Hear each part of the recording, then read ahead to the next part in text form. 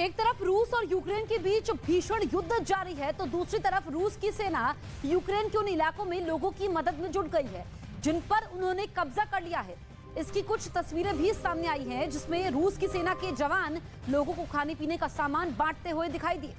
पहले कई ट्रकों में ये सामान वहां पहुंचाया गया, फिर एक मैदान में इसे बांटने का काम किया गया।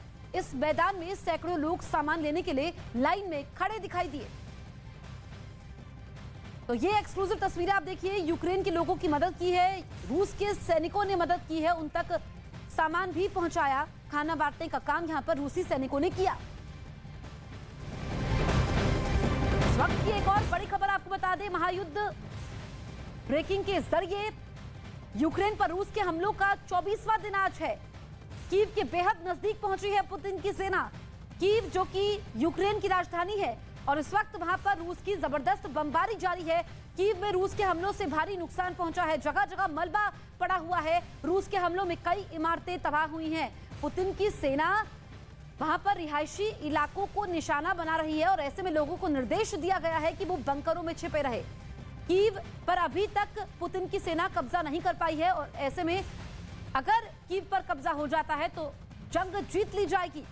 इस बीच युद्ध के बीच रूस का यूक्रेन पर आरोप है कि दुनिया यूक्रेन की मदद के लिए उसे हथियार दे रही है। रूस का यह भी कहना है कि उसने ऐसे बहुत से हथियार पकड़े हैं जो यूक्रेन को पश्चिमी देशों से मिले हैं।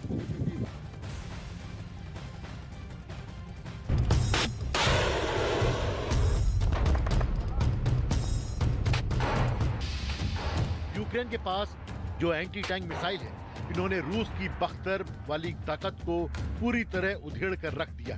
चाहे T-72 हो, T-80 हो या फिर T-90 टैंक, ये एंटी टैंक हथियार रूसी सेना की हर बख्तरबंद गाड़ी पर भारी पड़ रहे हैं। रूसी टैंक पावर की बैकबोन कहे जाने वाले ये तीनों टैंक और BMP जैसी कई इंफेंट्री फाइटिंग व्हीकल इस युद्ध में खिलौने की तरह तबाह कर दिए गए। ऐसे ही हमले और मिसाइलों को देखकर रूस की फौज कई जगह अपने टैंक और बख्तरबंद गाड़ी छोड़कर भी भागी। Він великий, але його складно оцінити, коли ви не у нас і не розумієте до кінця, просто не знаєте. І тут немає ніяких до вас питань. Просто обсяг, який ви нам даєте на тиждень, ми використовуємо за 20 годин. Граждане России, любой из вас, кто имеет доступ к правдивой информации, уже мог осознать, чем закончится эта война для вашей страны.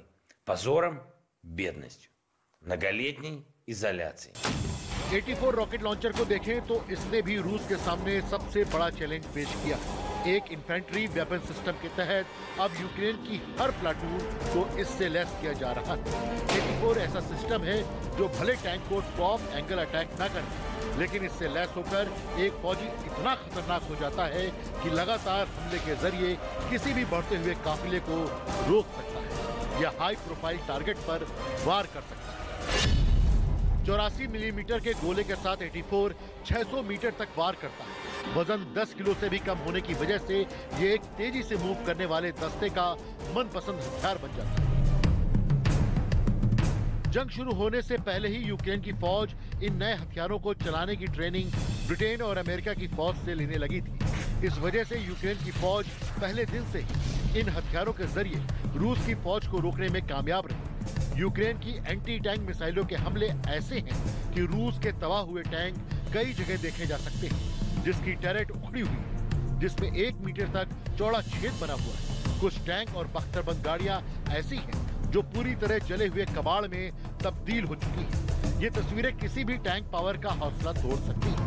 रूस की टैंक शक्ति पूरी दुनिया में मशहूर है।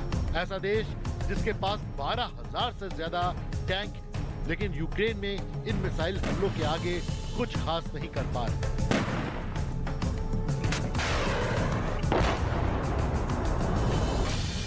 यूक्रेन की ताकत बने ये एंटी टैंक हथियार गजब का प्रदर्शन कर रहे हैं। सिर्फ जेवलिन की कामयाबी ही ऐसी है कि अमेरिका ने अपनी इस मिसाइल की मार्केटिंग तेज कर दी।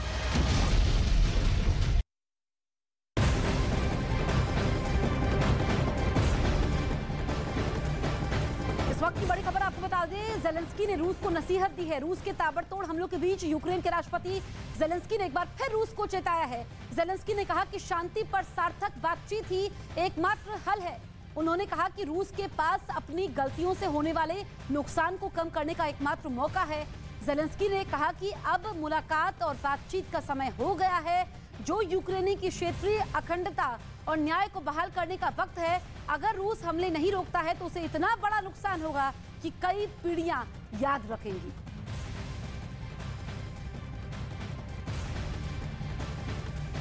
Протягом дня урядовці опрацювали рішення для повного перезавантаження митниць. Вантажі для нашої оборони, для наших людей будуть завозитись в Україну настільки легко, наскільки це дозволяють закони фізики.